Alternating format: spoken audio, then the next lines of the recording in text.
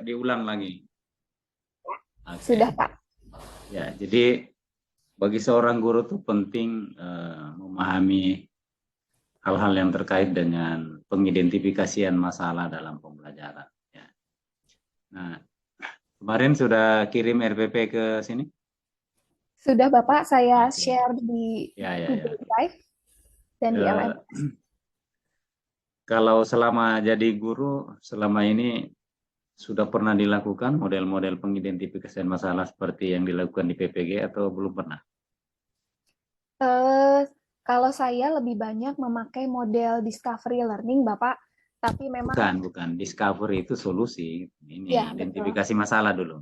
Ya, Kalau dalam untuk pembelajaran, Ibu Sisilia ini melihat sebuah pembelajaran dalam konteks masalah itu seperti apa? Atau di tidak pernah peduli, yang penting pakai model seperti trennya orang-orang selama ini, kemudian kita tidak dasarkan pada permasalahan dan seterusnya. ya, mungkin kalau sebelum PPG saya belum melakukan Bapak untuk identifikasi masalah di kelas seperti apa. Ya, mungkin hanya sekedar hari ini kita sudah pembelajaran, kesulitan-kesulitan anak-anak. Mungkin kalau sekarang kan kita tuliskan begitu ya Bapak, kita Ya, tuliskan oke. masalahnya apa, lalu kita analisis penyebab-penyebabnya lebih detail itu apa saja. Nah, kalau dulu mungkin hanya sebatas pengamatan Bapak. Nah, Jadi saya hanya mengamati sekarang hari sudah bisa ya. Gimana ya, seharusnya atau apa ya yang betul. biasanya dilakukan menurut, kalau selama di PPG ini sudah 26 hari, itu eh, kalau ingin melakukan identifikasi masalah pada banyak perspektif pembelajaran, contohnya apa? Secara sederhana saja, Bu Sisi. Misalkan. Untuk yang PPG ini ya Pak, saya Bukan, nanti kalau ada pembelajarannya nanti misalkan. Ya, untuk kedepannya Pak. ya, betul. Untuk kedepannya, maka karena saya sudah belajar PPG ini, di mana untuk dalam pembelajaran kita bisa memperbaiki ya apa yang kurang, apa yang terjadi masalah-masalah di kelas, maka saya akan menerapkan seperti tadi berbasis dari masalah, identifikasi masalah terlebih dahulu, lalu nanti saya analisis kira-kira penyebab dari masalah tersebut itu apa, baik dari sisi saya sebagai guru maupun dari sisi siswa kemampuan siswa apa yang memang mereka masih kurang seperti itu, Pak. Sehingga nanti untuk solusi yang saya pilih, yang akan saya lakukan, eh, tidak Belum lanjut solusi, belum. Nanti kelas. ada pertanyaan Ya, solusi nanti. Ya. Jangan ya, terlalu jauh ke sana dulu. Ini ya, masih Pak. masalah. Nah, Mungkin dari kalau situ ada supaya masalah jelas yang sudah penyebabnya. teridentifikasi, kemarin waktu mengidentifikasi masalah, flashback ke belakang, meskipun Ibu Sisilia belum pernah melakukan hal serupa, tapi setelah di PPG kan kembali mempermasalahkan atau mengingat kembali masalah-masalah yang terjadi atau masalah yang kita bisa identifikasi dari pembelajaran Ibu selama ini kan. Ya, Itu masalah yang Ibu identifikasi apa waktu itu kemarin? saya mengambil dua masalah. Nah, untuk yang saya ambil hari ini adalah yang pertama adalah literasi siswa itu masih kurang. Jadi kemampuan literasi masih kurang dan juga kemampuan berpikir kritis siswa masih kurang. Kenapa saya ambil dua itu? Karena ini saling berkaitan ya Pak ya. Literasi setelah mereka membaca itu kan pasti diminta untuk berpikir kritis. Ada masalah apa sih dari artikel misalnya, Ya, dari kasus yang saya itu berikan itu literasi ada masalah apa literasi begitu. tingkat lanjutnya ya. Ya, betul Pak. Oke. Kemudian yang berikutnya. Kalau seorang guru sudah mampu mengidentifikasi masalah, ya nanti mungkin Ibu Murni bisa pada spesifik keekonomiannya. Saya lebih pada aspek-aspek umum saja dulu. Dan setelah mengidentifikasi masalah, dari masalah-masalah yang eh, teridentifikasi itu, kan nanti guru juga akan belajar atau memiliki keterampilan untuk mengeksplorasi penyebabnya. Kemarin waktu mengeksplorasi penyebab itu bagaimana caranya? Ya, jadi saya pertama saya dari pengamatan Bapak. Jadi dari pengamatan yang terjadi di kelas, karena saya mengajar di kelas 10 dan kelas 12, jadi saya lebih mengamati apa yang terjadi di kelas 10 dan kelas 12. Anak-anak itu dalam pembelajaran itu apa yang kurang, seperti itu saya catat. Mengeksplorasi Ya. penyebab. Kemarin Oh, itu apa yang penyebab, baik. dilakukan kalau mau Eh, mengeksplorasi penyebab? saya Itu melakukan mengidentifikasi. kajian literatur, Bapak. Jadi salah Ya, ya. satunya kajian literatur, saya Untuk mencari apa tuh kajian literatur dilakukan kalau mau tahu supaya penyebabnya? Nah, supaya saya tahu hmm, misalnya tadi masalahnya adalah literasinya kurang, lalu berpikir kritisnya kurang. Nah, dari situ kira-kira penyebabnya apa sih dari jurnal-jurnal atau penelitian-penelitian yang memang hasilnya sudah valid begitu. Jadi di sana saya mencari beberapa sumber jurnal, saya hmm, ambil dari Google Cendekia itu, saya ketik, hmm, lalu masalah saya ketik, keluar beberapa jurnal kaitannya dengan itu. hmm. Ternyata menemukan banyak yang terjadi seperti itu. Kenapa bisa literasinya kurang? Minat baca siswa itu ternyata masih kurang. Ya, anak-anak zaman sekarang itu lebih banyak yang senangnya bermain HP daripada Ya, membaca. Mungkin oke. dari sisi gurunya juga kurang memfasilitasi pembelajaran yang berbasis literasi seperti itu, Pak. Oke, bagus sekali. Ya, Kalau lalu kemarin belum nanti setelah mengeksplorasi penyebab masalah dari satu jalan yaitu review literatur, kalau ada masalah terkait literasi kan kemarin literasi. Oh, dari informasi yang ditelusuri di literatur dari review literatur, eh, penyebab terbesarnya apa dari sisi informasi datang dari literatur? eh, dari yang pertama itu paling utama adalah guru kurang memfasilitasi Bapak untuk memaksa anak untuk kita belum memberikan ruang bagi anak-anak untuk membaca seperti itu. Jadi kita Ya, ya, langsung masuk ke materi seperti itu tanpa baca terlebih dahulu dan sebagainya. Jadi ya, inti ya, ya. utamanya adalah belum memfasilitasi dari pihak Ya. gurunya tersebut, Pak. Jadi harus ada kegiatan literasi sebelum kegiatan inti Ya, maksudnya ya. iya Oke. betul, Pak. Lalu yang Kalau berpikir dari kritis. sumber informasi lain kemarin kan selain literasi, apalagi yang dilakukan oleh mahasiswa untuk mengumpulkan data penyebab masalah? Selain itu, saya juga melakukan wawancara, Bapak, kaitannya dengan literasi kurang dan juga berpikir kritis siswa masih kurang. Yang pertama, wawancara yang saya lakukan adalah kepada guru rekan guru ekonomi di kelas 11, ada guru lain. Jadi saya bertanya-tanya apakah mengalami kasus yang sama seperti saya. Ternyata Ya. memang sama. Anak-anak di sekolah kami itu belum terbiasa untuk literasi seperti itu, apalagi dalam pembelajaran. Mungkin hanya literasi pada saat pagi, Pak, 15 menit pagi itu pun kami kira juga belum terlalu efektif dan dalam pembelajaran itu juga kami belum mengoptimalkan, belum memberikan ruang yang lebih untuk anak-anak membaca. Dan untuk berpikir kritis, teman saya juga eh, sama-sama mengalami masalah yang sama. Mungkin dari kita sendiri itu belum memberikan kasus-kasus atau artikel misalnya untuk berbasis masalah sehingga anak-anak itu bisa menggali keterampilan berpikir kritis. Itu dari rekan guru ekonomi di sekolah saya. Untuk yang lain, saya juga mewawancarai guru ekonomi sesama MGMP Bantul, Yogyakarta, yaitu dari SMA 2 Banguntapan. Di sana juga ternyata memang sama untuk keterampilan berpikir kritis siswa itu juga masih kurang begitu ya, karena memang dari segi gurunya juga masih belum memberikan ruang, masalah-masalah, anak-anak juga masih malu bertanya, Bapak.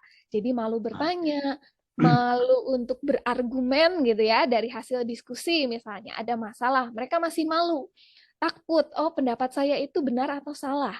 Atau Oke. kadang-kadang masih copy paste, Pak. Jadi cari Ya. jawabannya dari internet, lalu mereka hanya membaca tanpa mengemas dengan bahasa mereka sendiri, ide-ide mereka sendiri, jadi masih kurang berpikir kritis. Itu dari rekan saya. Lalu dari wakakurikulum di sekolah kami, saya anggap sebagai pakar di sana. ternyata memang anak-anak kami itu berpikir kritisnya masih kurang. Ya, dari segi pembelajarannya juga guru kurang memberikan masalah-masalah kontekstual dalam pembelajaran seperti itu. Sehingga nanti diharapkan bisa memberikan masalah-masalah yang kontekstual. Anak-anak belum tertarik. Anak-anak lebih senang bermain HP daripada yang pertama tadi membaca dan juga menggali ide-ide seperti itu. Dan salah satu pakar lagi, saya mewawancarai dosen pendidikan akuntansi. Kebetulan beliau juga sedang penelitian S3 kaitannya dengan bernalar kritis, dan ternyata beliau juga melihat di Yogyakarta itu rata-rata sekolah maupun universitas kemampuan bernalar kritisnya itu memang masih kurang. Rata-rata sekolah mengalami seperti itu. Mungkin dari sisi gurunya juga belum bisa memberikan pembelajaran yang hot seperti itu. Lalu dari penilaian soal-soalnya juga belum berorientasi hot, sehingga anak-anak belum bisa digali keterampilan berpikir kritis. Mungkin kalau SMA Ah, berpikir kritis ya Bapak. Kalau luar biasa. Ya, mahasiswa bernalar Cecilia, kritis. saya ini Ya, apa namanya? Terkesimak mendengar, luar biasa ini. ya. Iya, iya, iya, iya.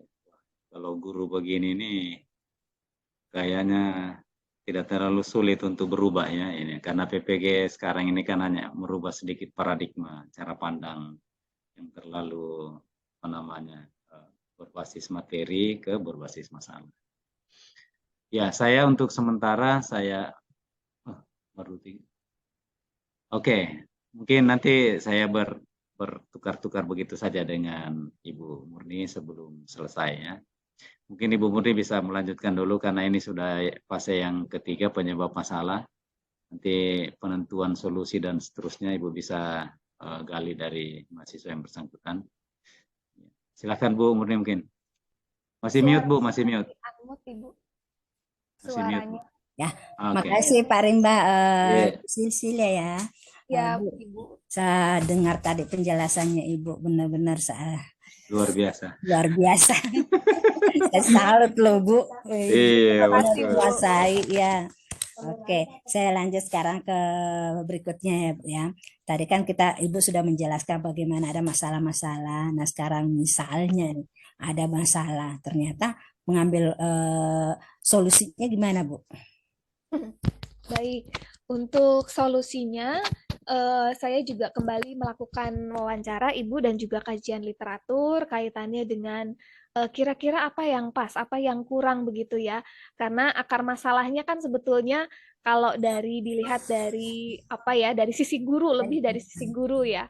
Kami sebagai guru itu belum memberikan ruang bagi anak-anak untuk berliterasi. Yang pertama, lalu belum memberikan fasilitas pembelajaran yang berorientasi pada masalah. Seperti itu, seperti pembelajaran HOTS. Nah, maka untuk akar masalahnya dari guru, maka saya mencari kajian literatur kaitannya dengan masalah saya tadi. Saya menemukan jurnal-jurnal penelitian bahwa di sana model pembelajaran problem-based learning itu menjadi salah satu solusi yang bisa mengatasi masalah literasi dan kemampuan berpikir kritis siswa. Selain itu, saya juga mencari dari media pembelajaran guru itu bisa berbasis IT seperti itu, bisa menarik ya, bisa menarik siswa. Apalagi salah satu penyebabnya, kalau saya lihat kembali lagi di identifikasi penyebabnya, salah satunya anak-anak itu lebih senang bermain HP daripada mendengarkan guru atau membaca atau berinteraksi diskusi misalnya. Mereka ada beberapa yang lebih senang bermain HP. Maka dari situ saya menemukan model problem based learning dan juga media pembelajaran IT ini saya kira pas untuk solusi dari permasalahan saya. Selanjutnya untuk wawancara masih sama seperti penyebab, saya juga mewawancarai rekan sejawat yang sama dari guru ekonomi yang sama, guru MGMP ekonomi, pakarnya adalah Waka Kurikulum dan juga ibu dosen Ibu Indah dari Universitas Sanata Dharma. beliau juga memaparkan kesimpulannya bahwa dari wawancara itu kita bisa memfasilitasi pembelajaran yang kontekstual dari masalah, dari kasus, sehingga anak-anak itu mau tidak mau itu membaca. Pertama kan membaca dulu ya Bu ya, dari artikel kita beri kesempatan untuk membaca dulu. Misalnya berapa menit gitu ya, 5 menit atau maksimal 10 menit kita suruh baca dulu. Mau nggak mau mereka membaca. Nah, lalu dari situ ada tindak lanjutnya, kita memberikan pertanyaan-pertanyaan. Sehingga dari pertanyaan mereka terpancing untuk menggali informasi. Entah itu dari literatur, buku paket, maupun dari pendapat diskusi dari hasil diskusi dengan kelompok. Nah, sehingga mau nggak mau ide mereka muncul seperti itu, baik itu secara tulisan maupun lisan. Nah, kebetulan karena anak-anak itu kadang ada yang malu ya Bu ya, malu berpendapat secara langsung, maka saya memberikan media di mana mereka bisa menuliskan ide secara tertulis. Tertulis melalui media Padlet. Seperti itu Bu. Media Padlet, mereka bisa menuliskan ide mereka, lalu dari bermacam-macam komentar teman-teman, mereka bisa menyimpulkan dan bisa mempresentasikan juga secara lisan argumen-argumen mereka. Oke, Mungkin makasih ya sudah ya dulu. itu Nah Ibu. sekarang ya tadi Ibu mengatakan kan ada ininya mengikuti dengan HOTS ya. Ya, Nah sekarang Bu saya tanyakan hot dalam hal pembelajaran ini kan selalu mengarah ke HOTS. Bedanya ya. HOTS dengan LOTS itu apa Bu? Kalau menurut saya, kalau LOTS itu kan mereka hanya apa ya Bu, hanya apa, bagaimana, sebutkan, jelaskan pengertian, seperti itu hanya sebatas pemahaman dari konsep-konsep atau teori-teori yang ada. Nah, mungkin Oke. kalau menurut saya, kalau HOTS itu lebih menganalisis seperti itu. Jadi ada kasus, misalnya yang saya angkat ini kebetulan babnya tentang bank sentral dan sistem pembayaran. Nah, di situ saya menyajikan kasus peran bank sentral itu apa saja. Nah, lalu pertanyaan saya mungkin dikaitkan dengan kontekstual. Kira-kira sebelum kita mau menggunakan apa namanya layanan bisnis dengan bank, itu kita kenapa harus memikirkan bank yang sudah mendapatkan izin dari bank sentral seperti itu. Jangan sampai kita memilih bank yang abal-abal seperti itu. Kenapa kita harus memikirkan terlebih dahulu bank yang kira-kira bukan yang abal-abal gitu ya, yang resmi. Nah, sebelum kita berinvestasi di lembaga-lembaga keuangan tersebut, kita harus berpikir, nah mereka diminta untuk mengapa ya, kita harus melihat bank yang terizin seperti itu, yang dijamin oleh LPS. Nah, mereka nanti mengeluarkan ide. Itu untuk yang pertama. Lalu yang kedua, saya juga menggali beberapa masalah tentang perubahan atau evolusi sistem pembayaran dari barter sampai uang elektronik. Bahkan di negara di dunia itu ada yang namanya cryptocurrency atau uang kripto. Nah, dari situ saya memberikan pertanyaan, bagaimana di Indonesia? Apakah uang kripto ini bisa dijadikan pembayaran yang sah di Indonesia? Nah, silakan berikan komentar kalau memang boleh, alasannya kenapa, kalau tidak boleh, alasannya kenapa. Itu mungkin Ibu beberapa masalah yang saya angkat di saya share di Padlet dan nanti anak-anak mencari menggali ide mereka. Seperti itu Ibu, kurang lebih ke hotsnya seperti itu. Ya, makasih Ibu sudah menjawabnya lengkap sekali. Nah sekarang Bu ya, di dalam pembuatan langkah-langkah, ada kan ya kita buat RPP, kemudian ada langkah-langkahnya. Bisa Ibu jelaskan langkah-langkahnya itu? Dalam membuat RPP, tentunya ada banyak komponen yang harus saya masukkan. Ya. Dari identitas seperti itu, lalu ada KI-nya, Ibu, KI 1, 2, 3, 4, lalu ada KD-nya, IPK-nya juga saya tuliskan lebih detail, seperti itu tujuan pembelajaran, lalu media yang saya gunakan, sumber-sumber belajar yang saya gunakan, materi-materinya juga saya lampirkan di sana, langkah-langkah pembelajarannya saya lampirkan di sana juga, dari pembukanya bagaimana, lalu dari kegiatan inti. Untuk model yang saya gunakan karena problem based learning, maka saya masukkan sintaksnya juga Ibu di kegiatan inti. Sintaksnya lengkap di sana beserta langkah-langkah setiap sintaks, lalu dilanjutkan dengan penutup.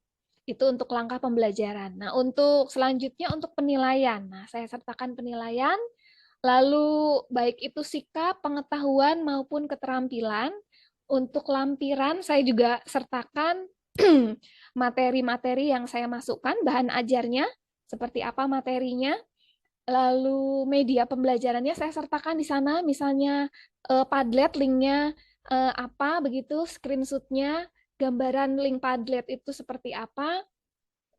Lalu untuk instrumennya, instrumen penilaiannya, rubrik penilaiannya, pedoman penskorannya, pengamatan sikap, lembar observasi sikap juga saya sertakan, baik itu dari pengamatan guru, penilaian diri, dan juga penilaian antar teman. Untuk soal tertulis, soal pengetahuan juga saya sertakan, Ibu, dari kisi-kisi, lalu nanti ada kunci jawaban, ada pedoman penskoran, lalu nanti sesudah sikap sudah, pengetahuan sudah, keterampilan juga saya nilai, dari mereka berdiskusi, presentasi, itu saya menilai juga, ada rubriknya, kebetulan saya mengambil diskusinya juga, kerjasamanya bagaimana, dalam presentasi apakah sudah baik atau belum, begitu kurang lebih. Dan terakhir adalah remedial dan pengayaan, Ibu. Kurang lebih seperti Ibu, itu Ibu langkah-langkah yang saya berikan di RPP.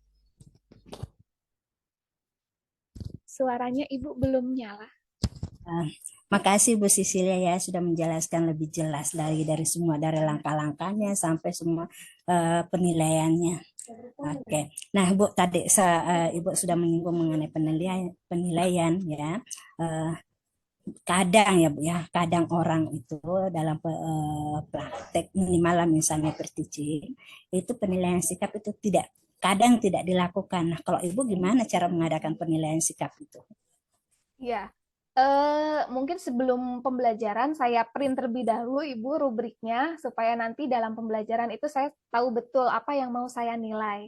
Karena dalam perencanaan saya sudah buat ya, saya print terlebih dahulu sehingga nanti pada saat di kelas saya tinggal mengamati apa yang terjadi saat pembelajaran, baik itu dari awal ya, dari awal, karena kalau sikap itu yang saya nilai adalah kerjasama dalam kelompok, lalu bertanggung jawab, lalu proaktif, di mana anak-anak nanti aktif atau tidak dalam pembelajaran, lalu berpikir kritis, Ibu. Saya masukkan di sana, karena kaitannya dengan masalah saya. Nah, selama proses, saya nilai, saya lihat anak satu persatu, sehingga nanti saya bisa memberikan nilainya lebih valid seperti itu, Ibu.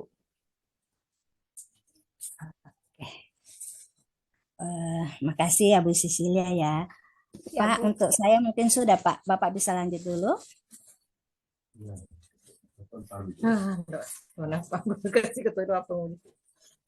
Suaranya Bapak belum keluar. Pak, suaranya mute Pak. Oke, baik. Saya lanjut nanti sebentar karena ada sesi pendalaman ulang nanti. Sebenarnya ini kan sudah 20 menit ini. Jadi saya 10 Ibu menit. Jadi nanti ini 5 menit lah pendalaman saya dengan Ibu. Nah, ya saya sebenarnya kesan umumnya Ibu Sisilia ini sangat memahami persoalannya. Tapi dari sisi infrastruktur di sana mendukung enggak Bu Sisilia itu? Maksud saya begini, kan kalau kita memilih solusi-solusi secara, ya artinya Bu Sisilia bisa memikirkan solusi ideal, ya. Tapi kan sangat bergantung pada kondisi empirik atau ketersediaan sarana prasarana atau infrastruktur dari pembelajaran yang ada di sekolah.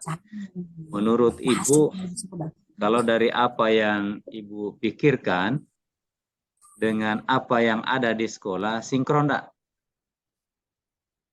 Ya. Atau bisa enggak menyelesaikan solusi? Jangan-jangan hanya solusi di pikirannya Bu Sisilia. Ya Pak, jangan Pak, kalau seperti itu jangan. Ya, mungkin dari sisi infrastruktur ya Pak, sarana dan prasarana di sekolah, itu kebetulan anak-anak itu memang membawa HP setiap hari Bapak. Jadi kalau di pagi hari, kalau memang mereka membawa HP bisa dikumpulkan. Tapi seandainya guru mapel akan menggunakan untuk pembelajaran, maka nanti bisa dibagikan. Jadi ada kotak HP yang tersedia di kelas. Saat kita membutuhkan mereka untuk searching, diskusi, dan sebagainya, ya nanti kita bagikan, Bapak. Jadi untuk HP saya kira setiap anak memiliki. Lalu yang kedua, sekolah juga memberikan fasilitas WiFi, Bapak. Jadi setiap kelas difasilitasi WiFi yang berbeda, kelas A, kelas B, kelas 1, kelas 2, yang A, yang B, yang C. Sekolahnya akreditasi Ya. apa? Gimana, Bapak? Sekolahnya akreditasi apa? Akreditasinya A, Bapak. Oh, luar Ya. biasa. Berarti Eh, sinkron lah itu. Jadi ya. saya tidak perlu lanjutkan kalau begitu. Ya. Ya. Yang berikutnya saja saya mau konfirmasi. Tadi Ibu Buni sudah tanya tentang hal yang teknis. Ya. Saya ingin karena Ibu ini kelihatannya levelnya di atas rata-rata ini. Jadi saya naikkan grade pertanyaannya. Ya. Dari tadi itu bicara tentang bernalar berpikir. Cecilia, Ya. bisa berikan saya penjelasan tentang perbedaan bernalar dan berpikir? Baik, Bapak. Jadi untuk berpikir kritis ya, Bapak, untuk di SMA ini kebetulan saya yang standar saya dulu, berpikir dan bernalar itu bedanya di mana? Berpikir kritis itu kalau sepengetahuan Bukan saya berpikir kritis dulu, berpikir aja deh, berpikir ya, Pak. Ya, Kalau dan berpikir bernalar. itu kan berarti anak-anak diminta untuk menggali ya, Pak ya, melihat dari konsep yang sudah diberikan guru, itu mereka melihat dulu, berpikir dulu lah, minimal mereka bisa berpikir dulu, melihat apa yang terjadi. Seperti Kalau bernalar? Kalau bernalar itu dari melihat kasus-kasus yang terjadi, mereka diminta untuk berargumen atau menggali kira-kira penyebabnya apa, seperti itu. Jadi melihat lebih jauh ya permasalahan yang terjadi itu seperti apa, sehingga nanti dari situ mereka bisa memberikan solusi, Pak. Seperti itu kurang lebih. Ya, kalau kita kembali ke misalkan bahasa Inggris, berpikir itu kan thinking ya.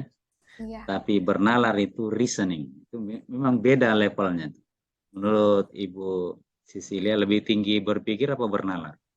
Bernalar, Bapak. Betul, ya. Berpikir itu kan masih berproses. Bernalar itu tingkat literasinya di atas. Karena kalau kita mau mengambil keputusan, kesimpulan, mau mensintesis, mau menganalisis, itu harus bernalar. Nah, tadi Ibu Murni sudah tanya tentang high order thinking skill ya, HOTS. Kalau di taksonomi Bloom yang direvisi oleh Cratwell dan Anderson itu kan sudah ada C1 sampai C6 dan itu dari kata benda menjadi kata kerja. Ya. Yang HOTS itu dari C berapa tuh? Dari C4, C5, C6, Bapak. C4 apa? Menganalisis, mengevaluasi, C5, lalu C6-nya menciptakan. Oke, create ya. Karena ini ujian, ya. Jadi itu kan menganalisis, mengevaluasi dan mencipta atau meng-create itu hanya pelabelan atau nama dari level berpikirnya kan, ya, atau proses berpikirnya, tingkatan proses berpikir. Tapi kan kalau kita mau aplikasikan dalam konteks perancangan pembelajaran, kemarin kan sudah merencanakan aksi ya, rencana aksi, ada 2 rencana aksi, yang kemudian setnya itu ada 5 komponen di dalamnya. Ada RPP-nya, ada LKPD-nya, materi ajarnya, ada medianya, kemudian ada kisi-kisi instrumen penilaian. Kan itu kan sudah. Dan itu mestinya menjadi produk yang dihasilkan oleh guru dari proses berpikir dan bernalar begitu. Makanya kalau PJBL, Bu Cecilia itu ingin menggelar sebuah pembelajaran PJBL, kurang lebih seperti apa yang kami lakukan selama ini untuk menghasilkan RPP, itu sesungguhnya prototipe cara menggelar pembelajaran PJBL. Ya. Karena bagi seorang guru tidak mungkin atau sangat naif kalau ada RPP yang hanya di-download. Ya, seperti tadi Ibu Cecilia mengkhawatirkan tingkat kemampuan berpikir kritis siswanya. ketika diberi tugas dia hanya download tuh tugas-tugas, tidak berpikir. Nah, sama dengan guru. Kalau ada tugas merancang pembelajaran atau nanti kalau sudah jadi guru profesional kembali ke Bantul tuh, ya, mengajar kembali, pada saat ingin mengajar lalu berpikir kalau materinya ini apa yang harus saya lakukan. Ah itu di situ tingkat hotsnya seorang guru ketika ingin menggelar sebuah pembelajaran dan merancang set pembelajaran. Jadi ini kurang lebih pagelaran di PPG ini nanti menjadi prototipe atau miniatur cara menggelar pembelajaran kalau kembali. Waktu 12 hari pertama itu kan persoalan bagaimana guru bisa mengidentifikasi masalah. Nanti juga kalau kembali siswa itu bagaimana memahami materi tapi awalnya dulu mengidentifikasi masalahnya gitu. Ya, dan yang berbuat. Oke. Ya, saya sebenarnya tidak terlalu tahu lagi apa yang mau ditanyakan sama Sisilia ini. Dimakan mentah semua ini. Saya naikkan sedikit lagi Ibu umurnya. Saya naikkan ini. Ya. Karena ini di dalam penilaian di LMS ini ada 10 komponen penilaian. Ya. Kita nanti nilai. Mulai dari kurang lebih seperti ada 9 tahapan lah di PPG itu. Ya. Mengidentifikasi masalah, eksplorasi masalah, menentukan penyebabnya, eksplorasi penentuan solusi, kemudian kemampuan menentukan solusi yang relevan, membuat rencana aksi, rencana evaluasi, dan yang lainnya itu penguasaan tentang HOTS, literasi, dan TPEC. Kemarin TPEC sudah ada kan? Dapat. Ya, tunggu dulu saya tanya ini Sisilia ini. Karena saya ini baru datang menguji aja, yang tidak ikut dalam proses. Dan luar biasa prosesnya sama Ibu Murni nih, Pak Jafar dengan Ibu Pak Mulia Halim ya. Ibu ini memang dari sana sudah memiliki level pengetahuan seperti ini atau ada tambahannya di PPG? Jangan-jangan memang sudah dari sononya. Ya. Iya. Tidak Bapak, sebelumnya saya juga masih buta tentang pembelajaran HOT. Saya juga masih belum melaksanakan pembelajaran HOT. Dari masalah-masalah yang saya gali itu malah di PPG ini saya bisa tahu, oh ternyata saya belum HOT gitu ya, dalam pembelajaran itu belum HOT. Ya, itu informasi itu Iya. karena nanti kan Belum. ini ujian komprehensif. Jadi nanti banyak kami menggali ya. Kemudian selain HOTS itu kan jadi sebuah pembelajaran kemarin yang setting pembelajaran inovatif itu ciri-ciri utamanya itu biasanya ada 6, tapi backbone dari pembelajaran itu adalah TPEC, tapi dia orientasinya HOTS, ya, baik asesmennya maupun aktivitas yang dirancang di dalamnya. Jadi jangan hanya membuat instrumen HOTS, tapi ketika mendesain pembelajaran, aktivitas siswa mengingat, memahami, menerapkan, harus aktivitasnya mencari kata-kata operasional yang ada di level C4, C5, apalagi kalau dia project base berarti masuk di C6. Nah, banyak guru terjebak, selalu kalau C4 analisis. Akhirnya pernyataan di tujuan pembelajaran siswa mampu menganalisis. Kan itu sulit diukur tuh menganalisis. Ya. Betul. Padahal kata-kata operasionalnya kan banyak di situ di level analisis. Itu hanya penggambaran levelnya. Ya. Analisis itu kan mengurai. Kalau sintesis itu kan membentuk atau mengumpulkan yang tercerai-berai itu menjadi satu, itu namanya mensintesis. Ya, tapi kalau menganalisis mampu mengurai apa yang ada dalam satu hal yang kita pandang, tapi kita bisa urai kecil-kecil. Itu kemampuan menganalisis. Oke. TPEC, saya mau tanya TPEC sedikit. Ada pengetahuannya Bu Cecilia tentang TPEC? Tentang TPEC ya Pak? Ya. Ya. Technological, Pedagogical, and Content Knowledge. Teknologi menurut saya pembelajaran inovasi itu kan memang harus berintegrasi atau berbasis IT ya Bapak. Jadi di zaman anak-anak seperti ini kita nggak bisa mempertahankan di mana anak-anak nggak bisa pakai HP seperti itu. Kadang-kadang kan guru itu ada yang berpendapat, wah anak-anak sering bermain HP, wah ini berarti HP dikumpulkan saja, guru tidak usah menggunakan HP dalam pembelajaran. Kalau menurut saya sangat penting anak memakai HP karena di sana dia harus apa namanya searching, harus memakai media-media pembelajaran yang tidak monoton seperti itu. Karena kalau hanya buku, kita hanya berbasis kertas kan ini jadul ya Pak ya. Jadi Ya, menurut saya pembelajarannya harus berorientasi pada IT, termasuk dari medianya tadi. Lalu untuk pedagogisnya, kemampuan gurunya dari segi pengetahuannya kita juga harus menguasai ya sebagai guru yang profesional dari segi sosial, dari segi kemampuan kita dalam mengajar itu kita harus betul-betul profesional, siap secara mental, secara materi, secara apapun itu interaksinya juga kita harus bisa membuat anak-anak itu senang dalam pembelajaran sehingga nanti mereka oke. enjoy. Tinggal 4 detik ini. Ya, untuk